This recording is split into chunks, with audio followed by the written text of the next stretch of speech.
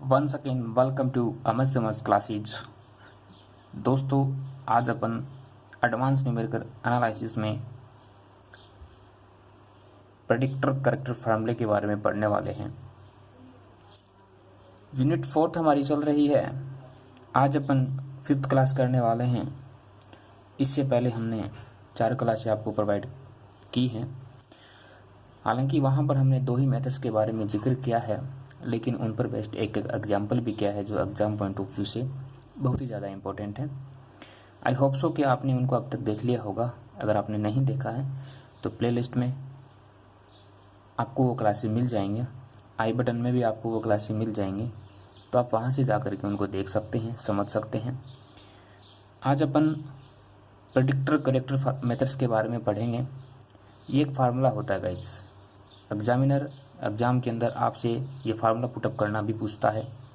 अगर अपन विगत वर्षों की यहाँ पे बात करें तो आपसे 2015, 17 और 19 में आपसे ये पुटअप करवाया गया है। पूछा गया है कि प्रेडिक्टर करेक्टर फार्मूला जो है उसको प्रूफ करना है, आपको बताना है कि वो कैसे बनता है। तो आज अपन उसी पर रिलेटेड डिस्कस करेंगे। आगे बढ़ने से पहले ही आप सभी से हमेशा की तरह एक रिक्वेस्ट है, if you found some help one in this classes please subscribe, like and share. If you found any problem in this step, a single step, please comment also. So guys, predictor corrector formula जो है इसको हम एक अन्य नाम से भी जानते हैं, जो है मल्टी स्टेप मेथड। ओके, इसी फार्मूले को हम मल्टी स्टेप मेथड के नाम से भी जानते हैं। ओके, अगर आपसे कोई ये बोल दे कि प्रेडिक्टर करेक्टर फार्मूला बताइए तो भी आपको ये बताना है। अगर आपसे कोई बोल दे कि मल्टी स्टेप मेथड बताइए तो भी यही होगा। यानी कि इसी मेथड के आपको 2 अन्य नाम देखने को मिले हैं, मल्टी स्टेप मेथड और प्रेडिक्टर करेक्टर फार्मूला। हालांकि यहाँ पर ये 2 नाम एक साथ आपको जुड़े हुए नज़र आ रहे हैं। जाहिर सी बात है, किन्हीं 2 फलन के मिलने से एक फार्मूला क्रिएट हुआ होगा। सो गाइस, स्टार्ट करते हैं कि ये फार्मूला जो है वो कैसे काम करेगा। अब देखिए, मल्टी स्टेप मेथड जो है तो प्रेडिक्टर और करेक्टर फार्मूला जो है ये मल्टी स्टेप मेथड तो है ही है। साथ में हम इसको किस तरीके से यूज़ में लेते हैं, तो हम इसको यूज़ में लेते हैं कि जो हमारी इक्वेशन होती है उसमें हम न्यूमेरिकल वैल्यूज को सोल्व करने के लिए इस मेथड को काम में लेते हैं। हमारी कोई भी डिफरेंशियल इक्वेशन होती है उसमें न्यूमेरिकल वैल्यूज हमें मिल जाएं, उसके लिए हम इस फार्मूले को काम में लेते हैं। प्रेडिक्टर फार्मूला जो है ये basically first prediction of the volume of Y के लिए हम यूज में लेंगे। कोई एक अन्य फंक्शन होगा तो उसके लिए भी हम इसको यूज में लेने वाले हैं। और इस प्रकार हम क्या करने वाले हैं कि जो प्रेडिक्टर फार्मूला जो है वो आगे बाय स्टेप जो वो बढ़ता चला जाएगा। दैट मीन्स कुछ बातें जो मैंने अभी आपको बोली हैं वो आपको बतानी भी पड़ती हैं कि आखिर ये प्रेडिक्टर फार्मूला होता क्या है। जनरली सभी आपसे रिक्वेस्ट चाहेगा एग्जामिनर कि आपको पता होना चाहिए कि प्रेडिक्टर करेक्टर फार्मूला आखिर है क्या। तो इसके लिए पहली लाइन तो यही होगी कि this is a multi step method. Okay, this is ए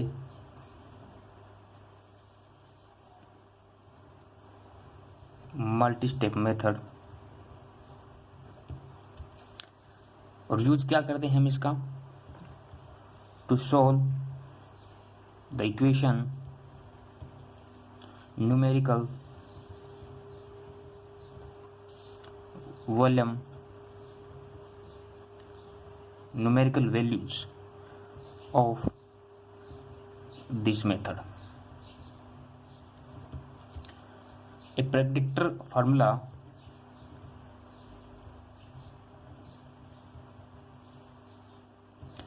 हालांकि आपको बताना नहीं चाहिए, आपको खुद को ही लिखना चाहिए, पर कोई नहीं, अगर कोई बच्चा अगर नोट्स भी बना रहा है साथ में तो उसके लिए ज़रूरी बातें हैं। Is use to a first predict of values of y at tn+1 and then this value is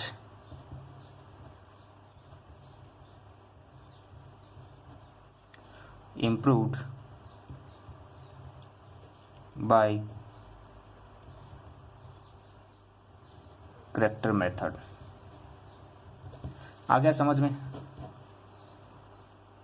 multi step method है, न्यूमेरिकल्स वैल्यू जो है हमें देने वाला है, प्रेडिक्टर फार्मूला जो है इसको अपन फर्स्ट प्रेडिक्ट जो है वो उसकी जो वैल्यू है वो हमें वाई के लिए किसी पॉइंट के ऊपर मिलने वाली है, कोई भी एक पॉइंट होगा, कोई लिमिट्स होगी उसके ऊपर, और वहाँ से हमें जब हम इसको इम्प्रूव करेंगे तो हमें करेक्टर मेथड वाला मेथड जो है वो मिलेगा।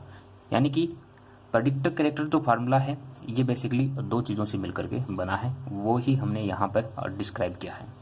गाइस इसके लिए हमें क्या करना पड़ेगा, इसके लिए हमें एक क्यूवीपी लेनी पड़ेगी, मतलब क्वाड्रेटिक इक्वेशन लेनी पड़ेगी, या फिर आप बोल सकते हैं एक डिफरेंशियल इक्वेशन जो है, एक फर्स्ट ऑर्डर डिफरेंशियल इक्वेशन अपन बोल सकते हैं इसको, वो हमें यहाँ पे यूज लेनी पड़ेगी।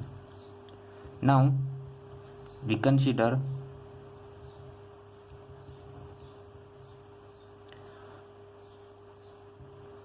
ए क्यूवीपी, या आप इसे बोल सकते हैं फर्स्ट ऑर्डर डिफरेंशियल इक्वेशन।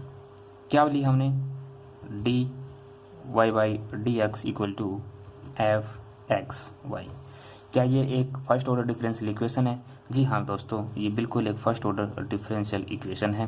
क्या मैं इसको इस फॉर्मेट के अकॉर्डिंग, यानी प्रेडिक्टर करेक्टर फार्मूला या मल्टी स्टेप मेथड के अकॉर्डिंग इसको किस तरीके से लिख सकता हूँ, एफ टी वाई लिख सकता हूँ। यहाँ पर हमें एक कंडीशन और साथ में लेनी है, वो क्या, अगर हम इसके लिए कोई इनिशियल कंडीशन माने, इसके लिए अगर मैं कोई इनिशियल कंडीशन मानता हूँ, जैसे मैंने y माना y(x0 = y0), ओके, ये एक इनिशियल कंडीशंस के ऊपर अब मैं इसको इस तरीके से बता सकता हूँ। अब गाइस यहाँ पर अपने छोटी सी इसमें शामिल करेंगे, वो क्या है, Picard method. Okay, Picard method जो अपनी क्लास थी वहाँ पे मैंने आपको बताया है कि पिकार्ड मेथड जो वो क्या होता है।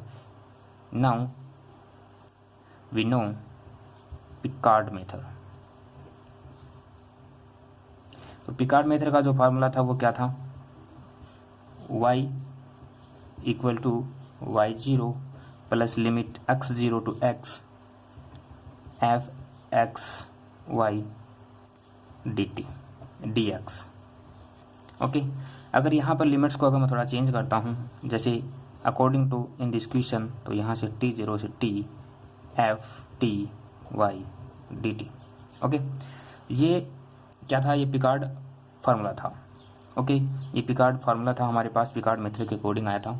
अगर हम इसके लिए एक फर्स्ट अप्रोक्सीमेशन लें, क्योंकि हमने यहाँ पे बात करी है एक फर्स्ट प्रेडिक्ट के बारे में, तो यहाँ पर फर्स्ट प्रेडिक्ट कैसे निकलेगा, एक फर्स्ट अप्रोक्सीमेशन से निकलेगा। नाउ फर्स्ट अप्रोक्सीमेशन,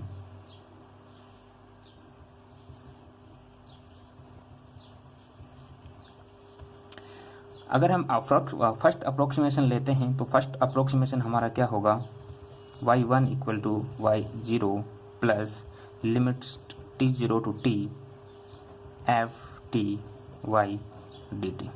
सिमिलरली हम यहाँ पर ये बोल सकते हैं कि अगर मैं सेकंड अप्रोक्सीमेशन इसमें लेता हूँ, तो सेकंड अप्रोक्सीमेशन जो है वो होगा हमारा y2 = y0 plus limits of t to t f function of dt। Right है, ये आप अपनी ये कितने भी कर लो भाई। जो हमारा पिकार्ड मेथड था उसमें हम nth टर्म्स तक चलते थे, हमें nth अप्रोक्सीमेशन करने पड़ते थे।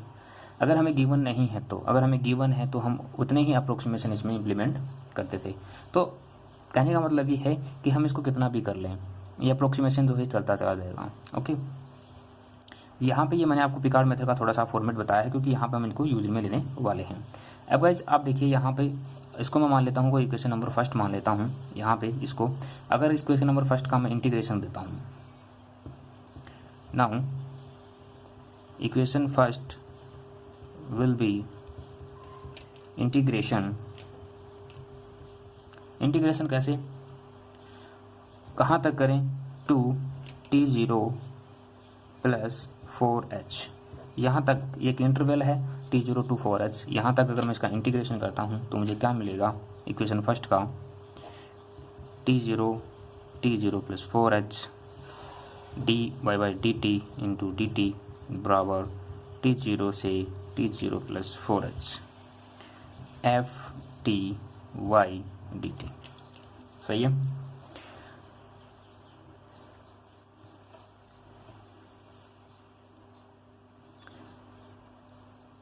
अगर मैं इसका इंटीग्रेशन करता हूँ, लिमिट्स पे पुटअप करता हूँ, तो मेरे पास एक वैल्यू आएगी, वो आएगी y4 minus y0 equal to t0 से t0 प्लस 4h। ये लिमिट से है, हमने यहाँ पर एक लिमिट्स मानी थी, उसी के अकॉर्डिंग हम यहाँ पे इस पर काम कर रहे हैं। इसको गाइस नाम दे दिया कोई इक्वेशन नंबर सेकंड। ओके, अब गाइस हम न्यूटन और डिफरेंशियल फार्मूला यहाँ पे यूज में लेंगे। न्यूटन डिफरेंशिएशन फार्मूला, ये आपको याद रखना पड़ेगा अगर आपने इसको डिफाइन करना नहीं सीखा है तो न्यूटन और डिफरेंशिएशन फार्मूला क्या होगा, y4 equal to y0 plus integration of t0 से t0 plus 4h। Newton differential formula that means Taylor series form जो होती है उसी की तरह होता है, फलन of f0 plus mu del f0 plus mu into mu minus 1 upon factorial 2 del square f0 plus mu into mu minus 1 mu minus 2 upon factorial 3। यहाँ पे आ जाते हैं डेल क्यूब f0 प्लस, ये प्रोसेस जो है ये आगे तक चलता जाएगा, ओके, इंटू डी टी। इसको गाइस नाम दे दिए क्वेश्चन नंबर थर्ड। ये क्या है, न्यूटन डिफरेंशियल फार्मूला है। ओके, ये फार्मूला जो है ये सेम है, बेस्ट अपनी जो अपने टेलर सीरीज होती है सेम उसी की तरह इम्प्लीमेंट होता है। नाउ गाइस अब हम क्या करेंगे कि इफ़ t0 इक्वल टू 0, ये कैसे पता चलेगा कि yx0 इक्वल टू y0 जो होता था ये कब होता था, y2 इक्वल टू कोई भी वैल्यू होती थी y।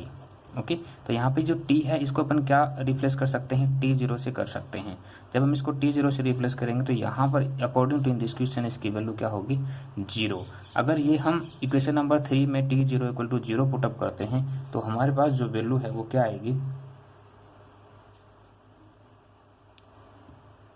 वैल्यू आएगी हमारे पास y4 equal to y0 plus एक इंटीग्रेशन और करेंगे हम इसमें रिफ्लेक्शन के लिए h, then 0 to 4।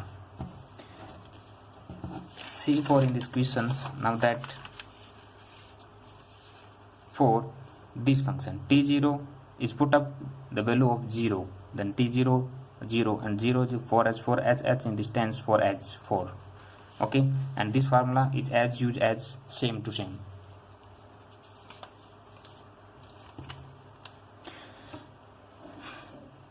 and one step also again we get up in the replacing by t in u, replacing t by u in this formula,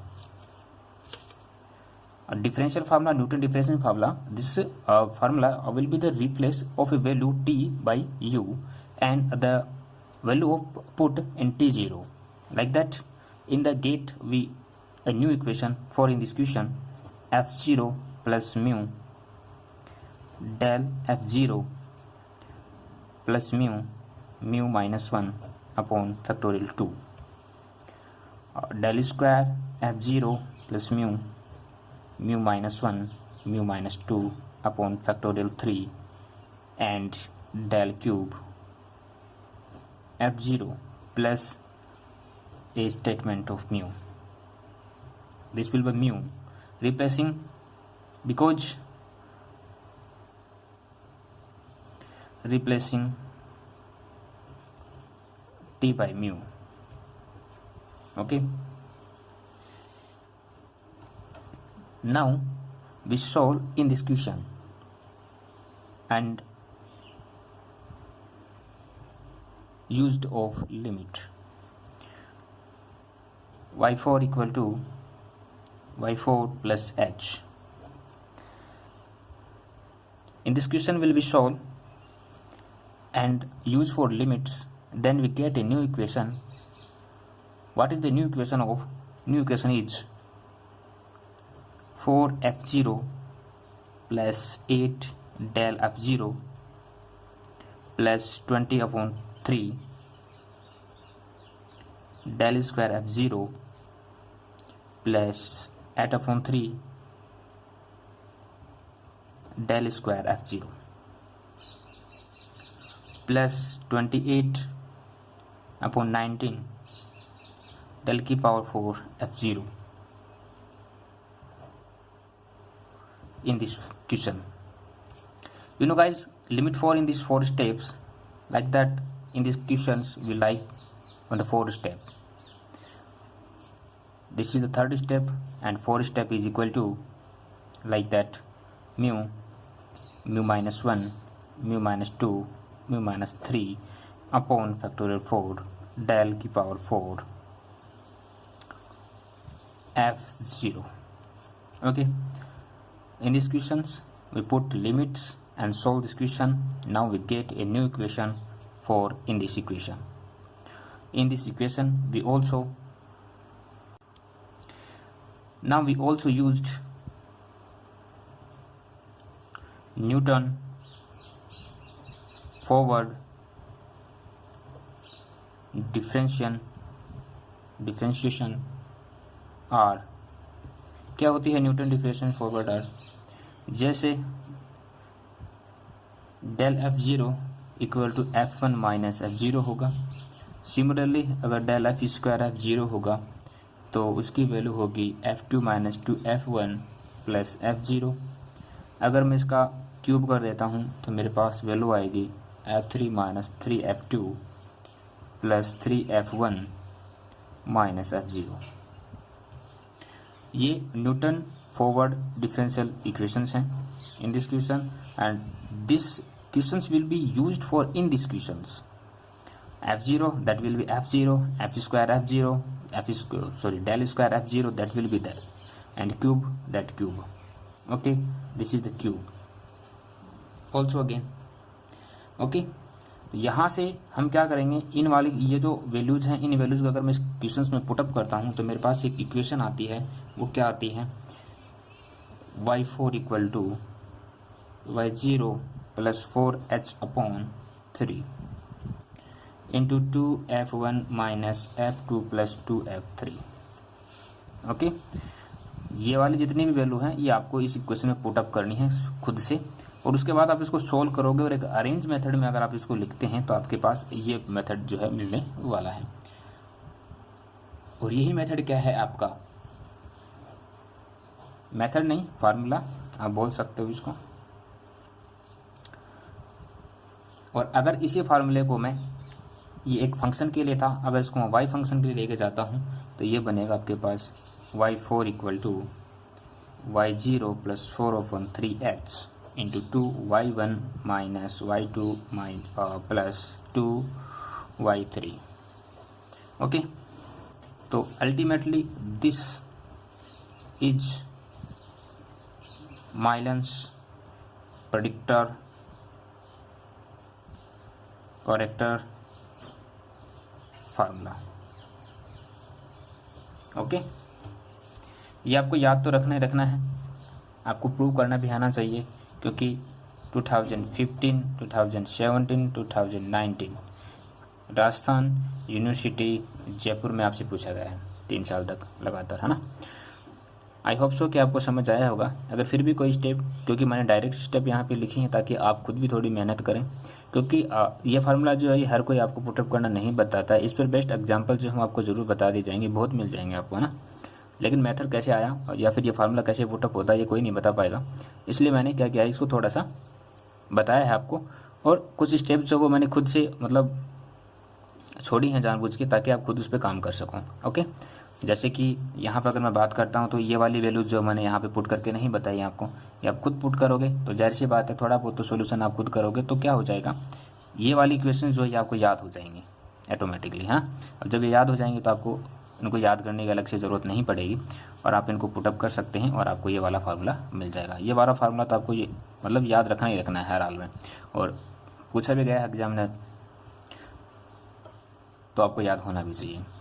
so guys आज के लिए इतना ही, मिलते हैं नेक्स्ट क्लास में इसी फार्मूले पर बेस्ड एक और नया क्वेश्चंस लेकर के। ये तो फार्मूला था जिसको हमने पुटअप किया था, अभी हम एक नई इस पर एक बेस्ट